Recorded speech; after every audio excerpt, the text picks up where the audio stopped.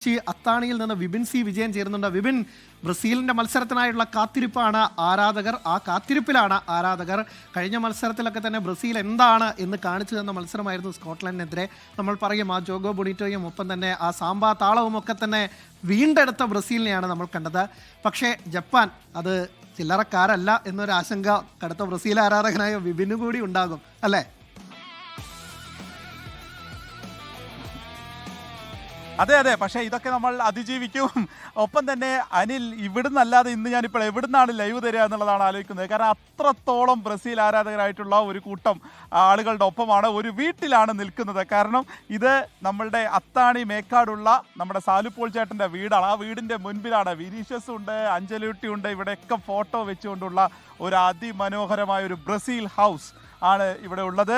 അപ്പോൾ ഇന്ന് അത്രത്തോളം പ്രതീക്ഷയില്ല. നെയ്മറിൻ്റെ ഒക്കെ ഫോട്ടോ ഉണ്ട്, ലോകകപ്പ് ഉണ്ട്. ഈ ലോകകപ്പ് ആണ് എന്നറിയുമ്പോൾ തന്നെ മുഴുവൻ ബ്രസീലിൻ്റെ ഒക്കെ പെയിന്റ് അടിച്ച് വീട്ടിലെ പട്ടിക്കൂട് മുതൽ പൂച്ചട്ടി വരെ എല്ലാം ബ്രസീൽ മയം, ഫുൾ ബ്രസീൽ മയമായിട്ട് നിൽക്കുകയാണ്.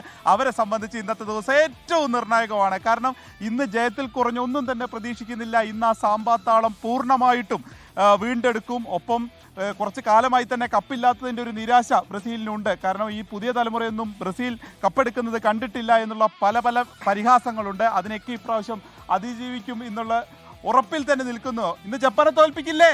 പിന്നെ തീർച്ചയായിട്ടും ചേട്ടാ, എങ്ങനെയുണ്ട്? അപ്പൊ ഇന്ന് എന്തൊക്കെയാണ് നമ്മളെ പ്രതീക്ഷകൾ? ഇന്നെന്തായാലും വിനീഷ്യസിന് ഗോൾ അടിക്കും ഉറപ്പായിട്ടും. മറ്റേ നെയ്മർ മിക്കവാറും ഹാഫ് ടൈം തന്നെ ആയിരിക്കും ഇറങ്ങുക. പഴയ മതിയോ? അത് മതി. കാരണം പുള്ളിയും സെറ്റ് ആവാനുണ്ട്. അപ്പോൾ പഴയ കഴിഞ്ഞ കളി കളിച്ച അതേ 11 തന്നെ ഇറങ്ങുക എന്നുള്ളതാണ് നമ്മളെ.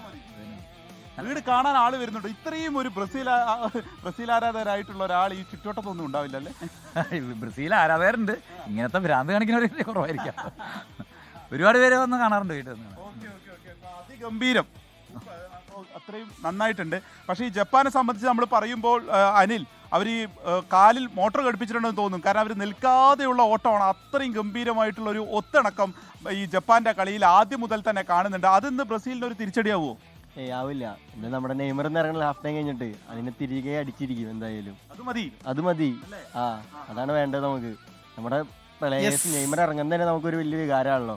നെയ്മർ ഉള്ളപ്പോ തന്നെ കളി ജയിക്കും എന്നാണ് പറയണേ. നെയ്മർ പോയ ടീമുകൾ അങ്ങനെ തന്നെ. എപ്പം ജയിക്കൂലേ? ഉറപ്പായിട്ടും.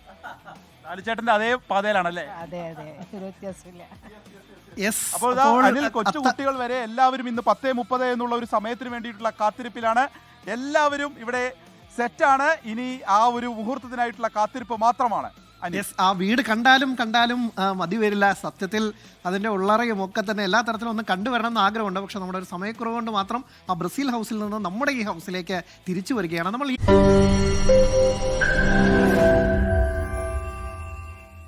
ലോകത്തെവിടെയായാലും ഏത് സമയത്തും 24 വാർത്തകളും ഓഗ്മെന്റഡ് റിയാലിറ്റി പാക്കേജുകളും എക്സ്പ്ലെയിനറുകളും വിശദമായി കാണാൻ ഞങ്ങളുടെ യൂട്യൂബ് ചാനൽ നിങ്ങൾക്ക് സബ്സ്ക്രൈബ് ചെയ്യാം.